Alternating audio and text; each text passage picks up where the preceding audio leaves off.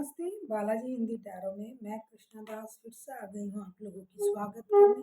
मैं फिर से लेके आई हूँ एक जनरल मंथली रीडिंग लेके, जिसमें हम आपकी पूरे महीने की एनर्जी को चेक करेंगे। हालांकि ये लव रीडिंग नहीं है, लेकिन लव, शादी जो भी आएगा मैं वो बात आपको बताती जाऊँगी। जेंडर स्पेसिफिक भी नहीं है और ये जनरल रीडिंग है, तो प्लीज़ इसको जनरल तरीके से ही देखिएगा। जितना भी रेजोनेट करता है उसको रखें और बाकी को छोड़ दे। हो सकता है बाकी रीडिंग किसी और के लिए हो। सनसाइन मून साइन किसी भी साइन से अगर आप कैप्रिकॉर्न हो यानी मकर राशि हो तो ये रीडिंग आपके लिए होगी। ये जेंडर स्पेसिफिक भी नहीं है। इस रीडिंग को आप पूरे महीने देख सकते हो। देख लेते हैं कैप्रिकॉर्न यानी मकर राशि। पहले हम आपकी कैप्रिकॉर्न यानी मकर राशि, पहले हम आपकी पूरे महीने की ओवरऑल एनर्जी को चेक करेंगे। देख लेते हैं कैप्रिकॉर्न पूरे महीने की आपकी ओवरऑल एनर्जी।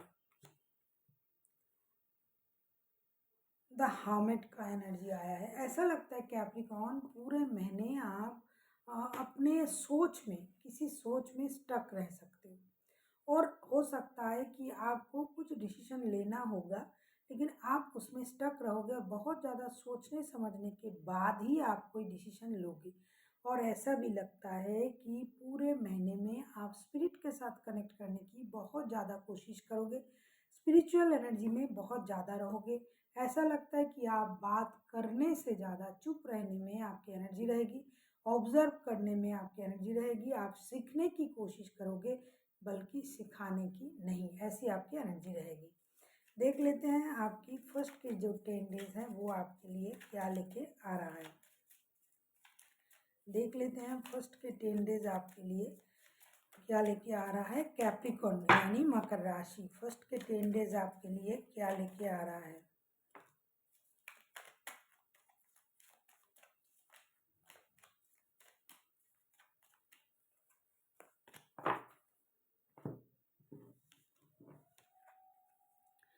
फर्स्ट के 10 days 7 of wands, 3 of swords and 2 of swords के कार्ड आए हैं। ऐसा लगता है कि फर्स्ट के 10 डेज जो है आप थोड़ा सा अपने एनर्जी में रहने की कोशिश तो करोगे, लेकिन आपका दिल टूट सकता है। आप इंडिसाइसिव रह सकते हो। कितना भी आप कोशिश कर लो खुद को स्ट्रॉन्ग बनाने की, अपने एनर्जीज को हाई करने की, बैलेंस करने की, ट्रैवलिंग की एनर्जी में रहो, स्टेबिलिटी की एनर्जी में रहो। हर चीज़ आप करने की कोशिश करोगे, खुद को अलग दिखाना, दूसरों से अलग पहचान बनाना, स्टेबिलिटी के लिए काम करना, ट्रैवलिंग करना, इन सारी चीज़ों की एनर्जी आपकी रहेगी। अपने आप को हाईलाइट करना, जैसे कि हज़ारों में भी आपको एक अलग जगह मिले। Self confidence, self love, self dependency, self obsession भी आपका रहेगा।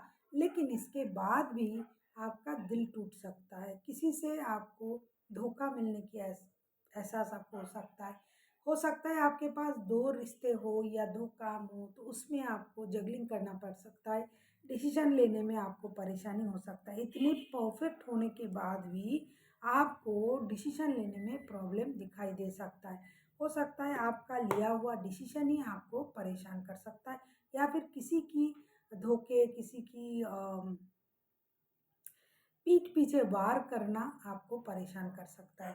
इसलिए ऐसा लगता है कि आपको अपने बचाव खुद करना है, अपने लिए खुद खुद को सोचना है। ये आप करोगे, लेकिन फिर भी कहीं न कहीं आपको धोखे का एहसास होगा, परेशानी होगी, मूड स्विंग कर सकता है, इंडिसाइसिवनेस होगी आपको। तो फिज़िकली मैं कहूँगी कि फिज़िकली आप फिट रह सकते हो। किसी का छोटा-मोटा सर्जरी वगैरह भी हो सकता है, ऐसा नहीं कि पूरी तरीके से स्वस्थ रहोगे, कि लेकिन छोटा-मोटा। और मेंटली भी आप इंडिसाइसिव ही रहोगे, क्योंकि डिसीजन लेना कितना भी आप कोशिश करो, चीज़ें कुछ ऐसी घटेंगी कि आप खुद को स्ट्रॉन्ग रखते-रखते भी परेशान हो सकते हो। और फाइनेंशियली ऐसा लगता है कि जो जैसा वैसा ही रहेगा। तो मेंटली थोड़ा-सा आप परेशान रह सकते हो, फिज़िकली भी थोड़ा-सा। ओवरऑल अगर मैं कहूँ कि 70-30, 70% आप सही रहोगे, 30% थोड़ा-सा परेशानी आपको रहेगा। अब हम देख लेते हैं मिडिल के 10 डेज़ आपके लिए क्या लेके आ रहा है कैप्रिकॉर्न। देख लेते हैं मिडिल के 10 डेज आपके लिए क्या लेके आ रहा है कैप्रिकॉर्न। मिडिल के 10 डेज आपको क्या लेके आ रहा है आपके लिए।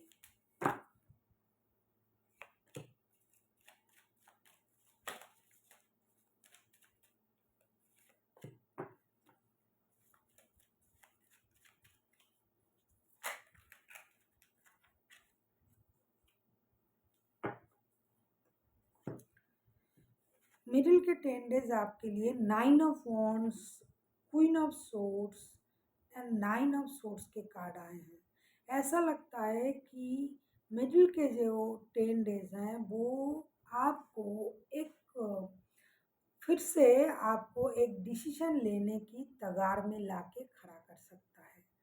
आप खुद ब खुद परेशान रह सकते हो। जैसा कि मैंने कहा ना कि पूरे महीने की आपकी जो एनर्जी है ना वो स्टकनेस की है। पूरे महीने की जो आपकी एनर्जी है वो स्टकनेस की एनर्जी में है। ऐसा लगता है कि आप डिसीजन लेना भी चाहते हो लेकिन नहीं होगा।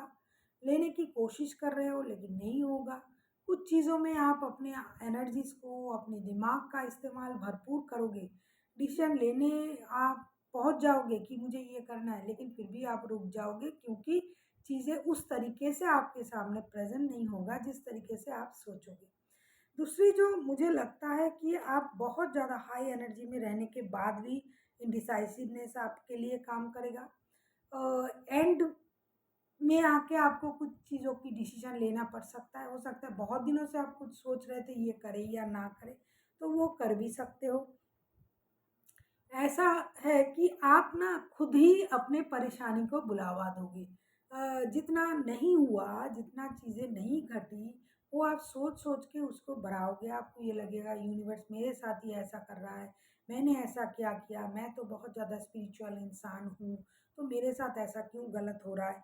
आपको किसी से धोखे मिलने की एहसास होगा, जो फर्स्ट के 10 डेज़ में भी हो रहा था। कोई दिया धोखा दे सकता है या फिर देने की एहसास आपको मिल सकता है।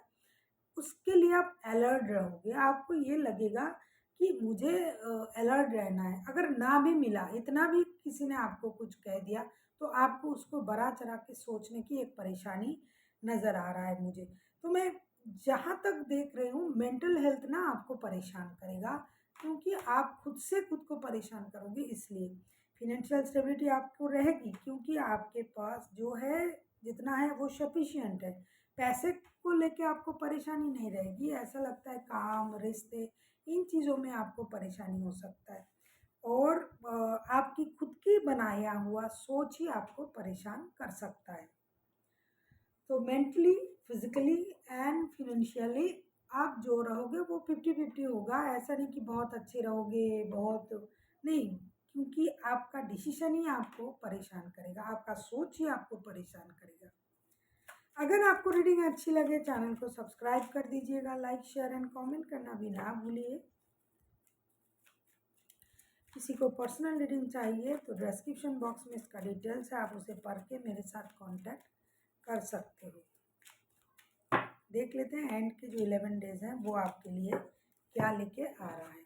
देख लेते हैं एंड के जो 11 डेज हैं वो आपके लिए क्या लेके आ रहा है।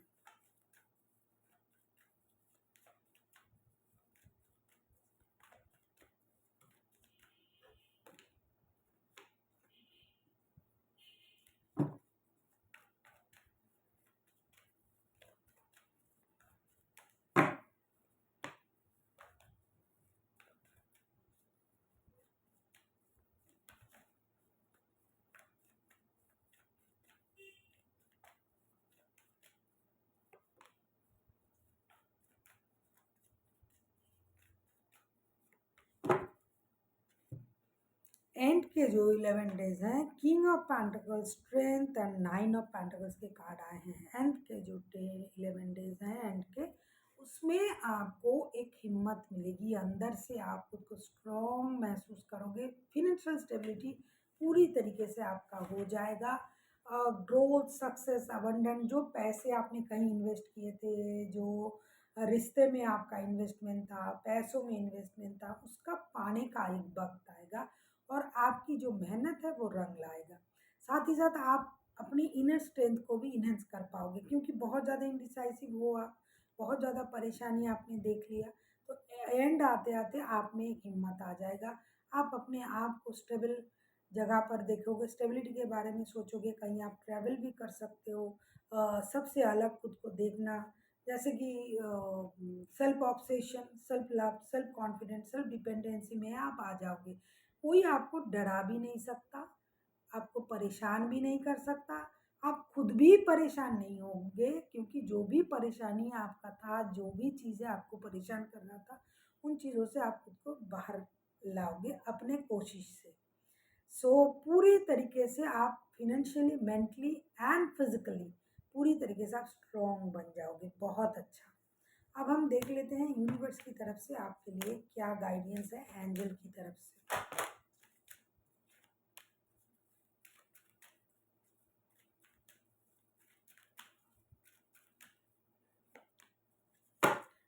इफ़ यू बिलीव, ये आपको एनकरेज करने के लिए कहा जा रहा है कि आप बहुत ज़्यादा डिमोटिवेट हो रहे थे, परेशान थे। तो यूनिवर्स आपसे ये कहना चाहते हैं कि अगर आप बिलीव करते हो कि आप ये कर सकते हो, ये हो सकता है, क्योंकि आप स्टकनेस के एनर्जी में थे, इंडिसाइसिवनेस में थे, तो यूनिवर्स आपसे ये कहना चाहते हैं कि आपको खुद पर भरोसा रखना चाहिए कि आप ये कर सकते हो। Then you must be do it. अगर आप ये सोचते हो कि मैं ये कर सकता हूँ या कर सकती हूँ, तो ये आप कर सकते हो। खुद पर भरोसा रखिए और यूनिवर्स पर, तो आपका जो भी सोचना है वो हकीकत में हो सकता है। So thank you for watching, and फिर मिलते हैं एक नई वीडियो के साथ। तब तक के लिए स्वस्थ रहिए, मस्त रहिए और वीडियो देखते रहिए।